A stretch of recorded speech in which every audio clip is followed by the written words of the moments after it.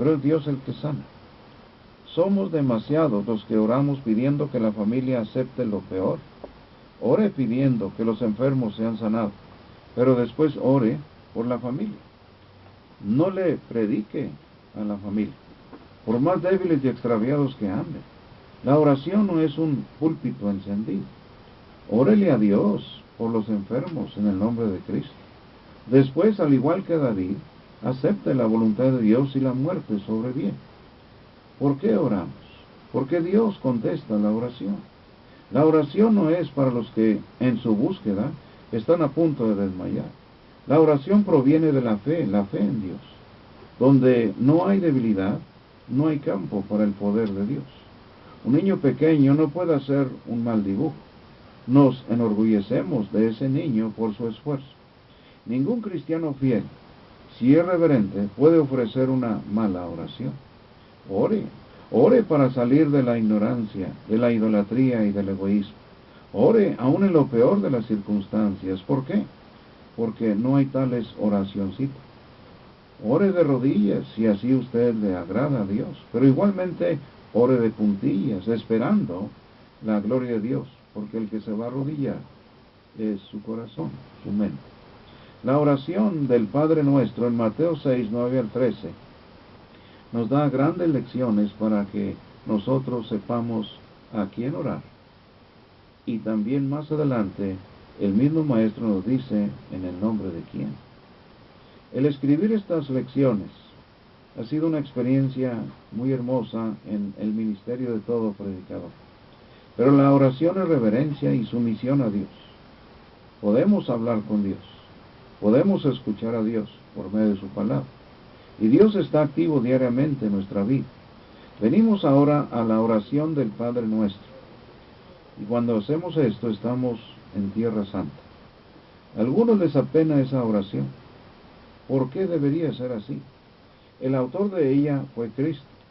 Es a Él a quien le pertenece, no a Pedro ni a Pablo. Un autor no necesita leer un libro que él escribió para hacerlo suyo. Él lo escribió. Hay quienes condenan a los que la cantan. Y esto provoca problemas más grandes. Preguntamos, ¿es un error cantar un pasaje de la Escritura? Claro que no. Los discípulos pidieron, enséñanos a orar.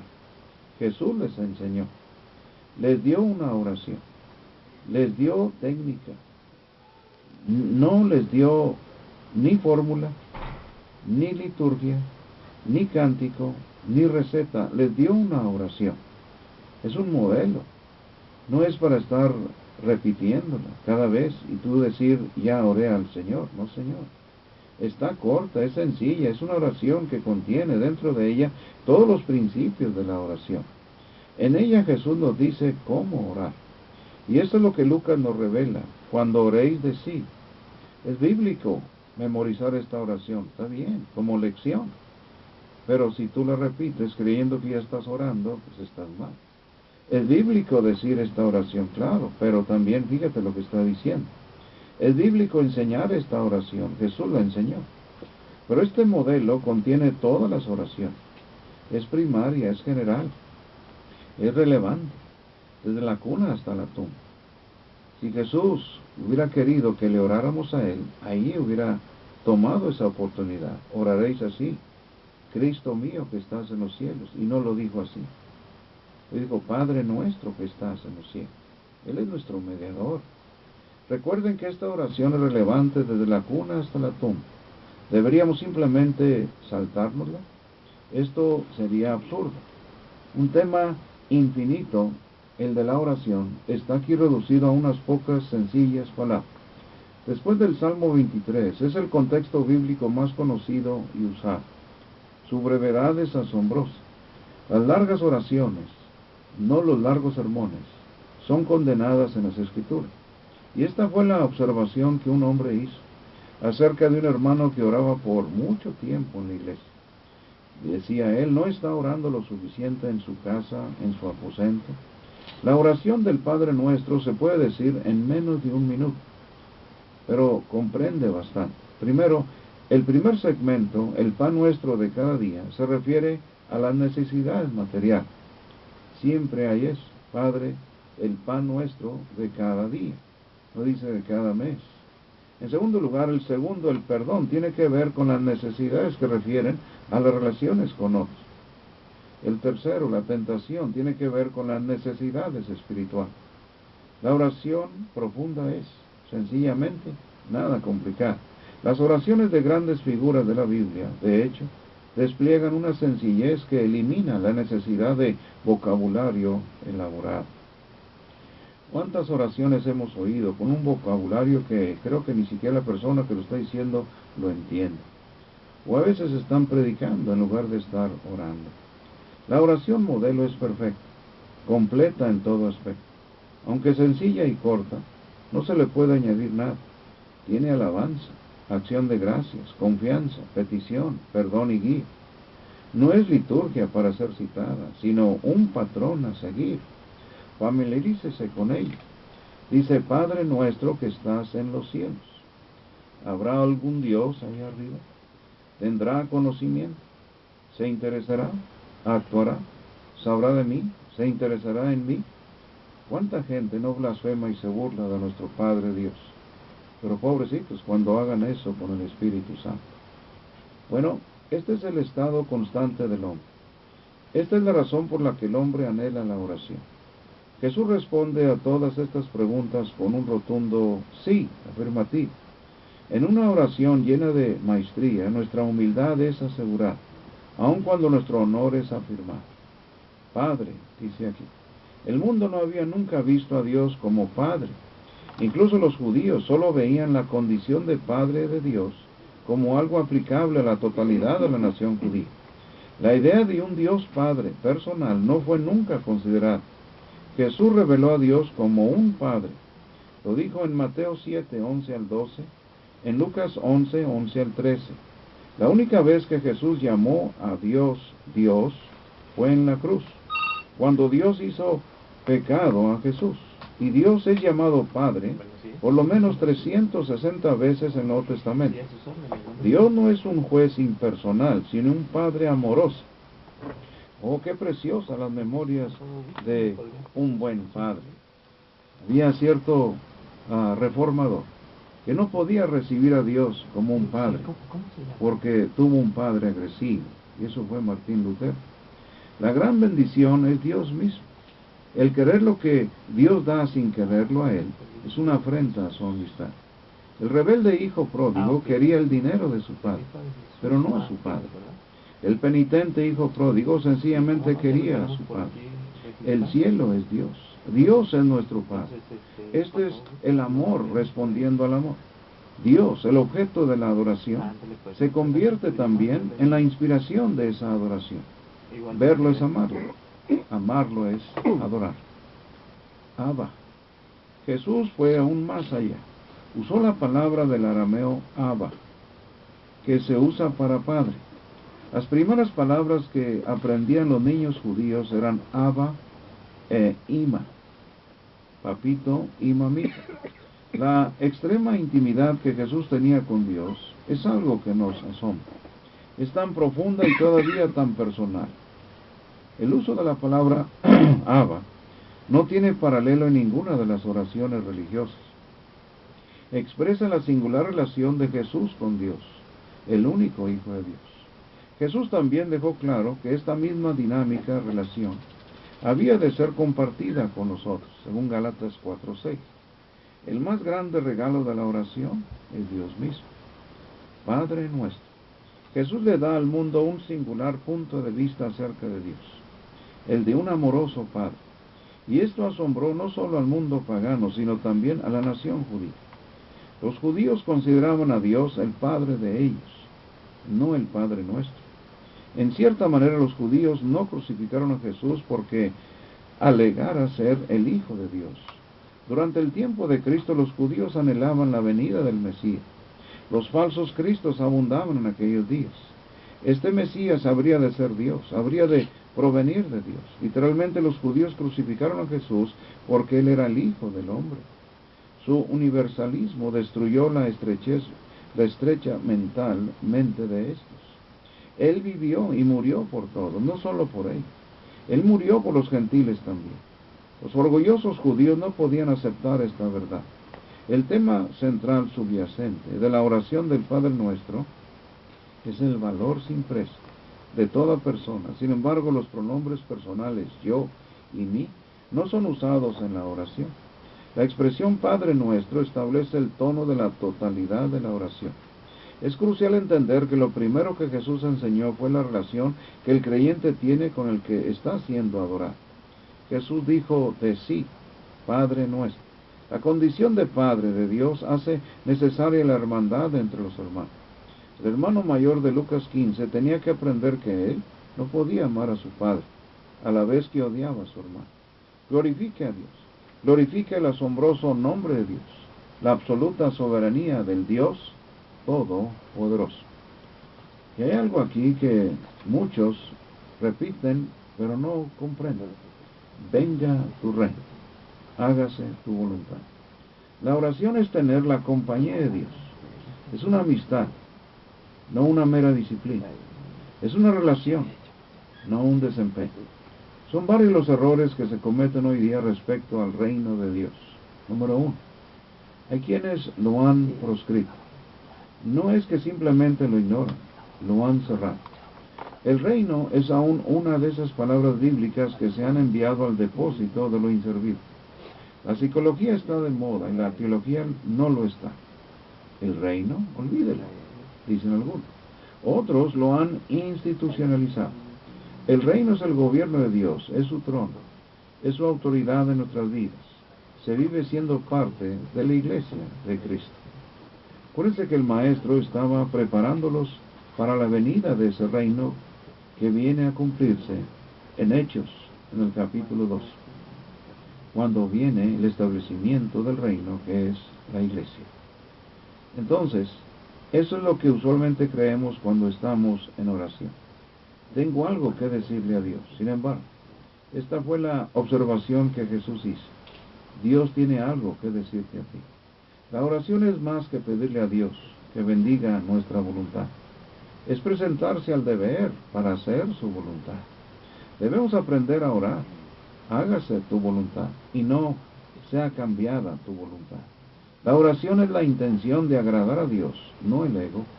La frase hágase tu voluntad transfiere el gobierno de la vida propia, del ego a Dios. Esta es la oración de rendición, de negación, de muerte, de renuncia y de consagración. La meta literal de la oración verdadera, es decir, hágase tu voluntad, es rogar. Padre, puedo ver la tierra a través de los ojos del cielo. La oración es la rendición de uno mismo. La oración es el aliento del discipular. A menos que nos encontremos con Dios en oración, no lo vamos a encontrar del todo. Yo quiero ser un hijo que agrada a Dios. Por eso muchos que aún no están en el reino, les queda muy bien, venga tu reino, porque el reino aún no les ha venido, pero el reino ya vino a los que estamos en Cristo.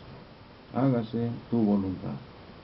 Solo cuando el reino de Dios viene es que se puede hacer su voluntad. Y la oración no es hágase mi voluntad con la ayuda de Dios, sino hágase tu voluntad con mi ayuda. Estar en el reino es hacer de Dios el rey. Estar en el reino es estar en su iglesia, no iglesias. Jamás mencionó Jesús iglesias. Jamás se menciona en el Nuevo Testamento denominaciones, o protestantismo, o catolicismo. Lo que se menciona es cristianismo. La mente de Cristo discurría literalmente por un solo carril, hacer la voluntad de Dios. La religión no es un camión o autobús que uno toma solo cuando se dirige a donde uno quiere. Un escritor decía, lo que necesitamos es el deseo de conocer toda la voluntad de Dios con una fija determinación en hacerla. Así que necesitamos nosotros orar tal como el poeta lo hizo. No dejes nada de mí en mí mismo. Son dos los hechos que deben ser recordados. Primero, podemos oír a Dios si escuchamos. Si escuchamos, ¿qué? Su palabra.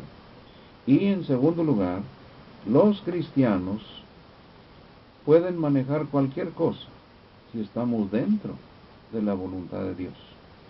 Por eso es que usted no va a pedir una oración y que diga, y ya se me concedió, y luego vamos a divertirnos al mundo. Amigo, acuérdese de Santiago, pedís, pero pedís mal, para gastar en vuestros deleites. Y luego dice, el pan nuestro de cada día, dánoslo hoy. La religión hace cosas extrañas a algunos. Los que son llamados super religiosos se asombran de hallar necesidades terrenales mezcladas con cuestiones eternas. Son demasiados los que están tan celestialmente orientados que no son buenos para ningún fin terrenal. No hay nada que nos preocupe, que no preocupe también al Padre. En el mero centro de esta gran oración, Jesús pasó repentinamente de la voluntad de Dios al pan terrenal. ¡Qué gran Salvador! ¡Qué gran oración! Con Dios nada es común. El pan que se menciona es el necesario para cada día. Jesús no pidió el pan de mañana. Fue pan lo que pidió, no fue pastel ni especies. El maná solo se podía recoger un día a la vez. Dios provee para nosotros cada día. Esta es nuestra fe. Esto es difícil de comprender para nosotros. En los tiempos de Jesús, así como ocurre en muchos lugares del mundo hoy día, cada día era una lucha para sobrevivir. La prosperidad nos engaña. Los que han prosperado tienen abundancia, tal vez demasiado. Son ricos y no tienen necesidad de nada. Sin embargo, es solo en Dios que vivimos y nos movemos y somos. Hechos 17:28. El hombre necesita su pan de cada día y el hombre necesita a Dios. Dice, y perdónanos nuestros pecados. Cuán sabio fue Jesús, cuán práctico. ¿Perdonar o no perdonar? Esa es la pregunta. Todo el que necesita el pan de cada día, también necesita el perdón de cada día. Somos alimentados un día a la vez. Somos salvados un día a la vez. Necesitamos ser perdonados para perdonar. Necesitamos perdonar para ser perdonados. Debemos practicar aquello por lo cual oramos. ¿Cuál es el secreto del perdón? Debemos asegurarnos de que Dios nos ha perdonado. No debemos destruir el puente sobre el cual todos han de pasar. Jesús hizo énfasis en el perdón en esta oración. Necesito el perdón de Dios. Debo perdonarlo a usted. Este es el enigma de la vida. Es difícil arrepentirse, confesar, ser un desvalido. Tal vez hasta el momento. La frase más difícilmente de pronunciar sea, porque también nosotros perdonamos a todos los que nos deben. Podemos aceptar el perdón de Dios. Podemos perdonar a otros. Las tentaciones abundan. La vida es peligrosa. Satanás vive y le va bien sobre la tierra. Todas las peticiones que Jesús incluyó son admisiones de necesidad. Estamos desválidos, estamos perdidos, necesitamos a Dios. Necesitamos ayuda. La guía de Dios es nuestra seguridad. Él no solamente nos guardará de que seamos tentados en demasía, sino que también proveerá una vía de escape. 1 Corintios 10, 12, 13. Pero ponga mucha atención, amigo. El Señor está hablando a cristianos. Y no se me ponga en contra. Póngase en contra de Dios, no en contra de mí. Yo nomás le enseño lo que Él me enseña. Si ustedes se fijan, 1 Corintios 10, 12, 13, está hablando al cristiano. Dios no oye a los pecadores. Y no que estés sordo, sí te oye, pero no te conoce, porque no eres su hijo. Eso le dice en Juan 9. Aquel que fue antes ciego, y aquel hombre, él decía, Dios no oye a los pecadores, sino los que hacen su voluntad. Y se cumple en Hechos 10 con Cornelio. Era pecador, pero era temeroso de Dios. Y quería hacer la voluntad de Dios y la hizo. Por eso Dios lo oyó. Y si usted no quiere hacer la voluntad de Dios, Dios no lo oye, amigo. Nosotros oramos largamente, a veces y en voz alta. Bueno, Jesús enseñó acerca de la oración en solo 6 frases. El pronunciar esta oración puede obrar en nosotros una humildad y una dependencia que las largas oraciones no pueden obrar. Jesús dio comienzo a esta oración con Dios y la terminó con Dios. Hoy nosotros empezamos con el Padre y terminamos en el nombre de Cristo. Y se fija, dice, porque tuyo es el reino, el poder y la gloria por todos los siglos. Amén y amén. Y esto fue en la era mosaica. Pero hoy no terminamos simplemente con amén y amén, sino debemos terminar con la autoridad que es por medio de nuestro Señor Jesucristo. ¿Crees en Dios? Cree también en mí. En la casa de mi Padre muchas moradas hay. Voy pues a preparar lugar para vosotros, y tomaré a mí mismo, para que donde yo estoy, vosotros también estéis. Pero recuerde lo que dijo el Señor: yo soy el camino, la verdad y la vida, y nadie viene al Padre, si no es a través de mí.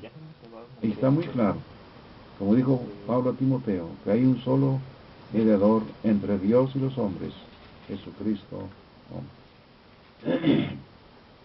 Por lo tanto, hermano y amigo, recuerde el uso, el desuso, el mal uso y el abuso de la oración. Jonatán es uno de nuestros héroes del Antiguo Testamento. Él también puso un vellón de lana en la era. La historia se encuentra en 1 Samuel 14. El rey Saúl había pecado. Su ministerio había pasado de lo malo a lo peor. Sin embargo, tenía un hijo fiel, valiente. Este era Jonatán. Los filisteos eran los que estaban en control. No se permitía que hubiera guerreros en Israel, pues existía el temor de que estos fabricaran espadas. Lo único que el ejército conocía eran las hachas y las palas. Solo el rey Saúl y Jonatán tenían lanzas y espadas. Pero Jonatán tenía fe en Dios. Bueno, un día Jonatán le pidió a su criado que le traía las armas, que viniera con él a derrotar a los impíos filisteos. Imagínense lo emocionado que estaba. Y estaban superados en número y en armas, pero las condiciones eran las correctas. ¿Cómo puso Jonatán su vellón de lana en la era? Esto fue lo que le dijo a su criado: si nos dijeren, subid a nosotros, entonces subirán, porque Jehová los ha entregado en nuestra mano, y esto nos será por señal. ¿Es esta la manera como hemos de poner el vellón de lana en la era? Los filisteos gozosamente consistieron. Jonatán subió con sus manos y pies para matar a 20. La tierra tembló y los filisteos temblaron. Jonatán gozó de una gran victoria para Dios. Partiendo de 1 Samuel 14, podemos observar el desuso, mal uso, abuso y uso bíblico de la oración. En primer lugar, consideremos el desuso en que había caído la oración. Los líderes no deben ser seleccionados por medio de la oración solamente. Sin embargo, tampoco deben ser seleccionados sin oración. Los momentos en que los líderes son seleccionados y los predicadores son escogidos, por lo general, son momentos de gran caos. ¿Por qué? Porque lo que prevalece es la política y las normas equivocadas, en lugar de ser Dios el que prevalece. Pedro fue definitivo en Hechos 1 cuando el sucesor de Judas fue escogido. El hombre tenía que llenar los requisitos. Había dos que los llenaban. Después Dios tomó la decisión. El equipo misionero fue seleccionado por medio de la oración y el ayuno, allá en Hechos 13, 1 al 3. Más adelante los ancianos fueron ordenados por medio de oración y ayuno en Hechos 14, 23. Ore primero. Cuando los tiempos son difíciles, los líderes de la iglesia haya necesario orar. Luego el éxito llega. Después es fácil olvidarse de la oración y descuidarla. Las necesidades que se mencionan en las oraciones pueden variar, pero no así la necesidad de orar. No existe ninguna congregación ni ningún líder que pueda crecer hasta un nivel en el cual ya no tenga una necesidad profunda de oración. La victoria de Jonatán se debió a Dios y no a él mismo. Ore primero. En segundo lugar, examinemos el mal uso de la oración. ¿Por qué no fue culpable Jonatán? Porque Dios quería que los filisteos fueran derrotados. Jonatán no tenía ningún plan secreto, no tenía ningún proyecto privado, no buscaba gloria personal, se gozaba en la gloria de Dios. No obstante, es fácil usar mal la oración.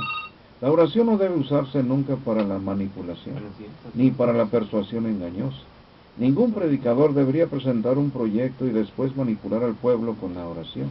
Ningún predicador debería pedirles a los miembros que oren cuando predica, debería pedirles que escuchen. Un predicador debería orar, pero sus sermones siempre fracasarán si no hay preparación.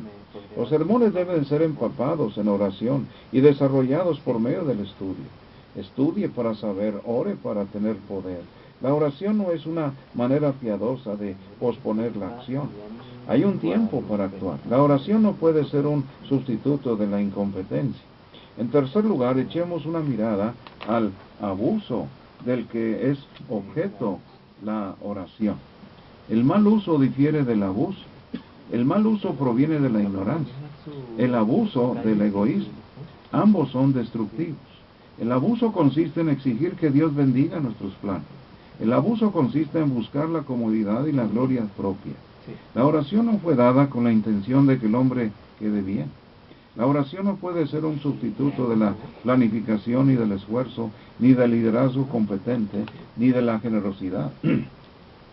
La oración no puede nunca usarse para sanear la administración financiera irresponsable, ni para la gloria personal. Los líderes no deben orar para que Dios haga lo que ellos no van a hacer. Jesús es aún la cabeza de la iglesia. Efesios 1, 22, 23, con Colosenses 1, 17. El cuerpo, la iglesia, está bajo la cabeza. Y este es el principio básico del cristianismo. Así que la cabeza mueve el cuerpo y la cabeza capacita al cuerpo. Siga con nosotros y Dios le bendiga. Y vamos a ir a un corte y vamos a regresar. No se vayan.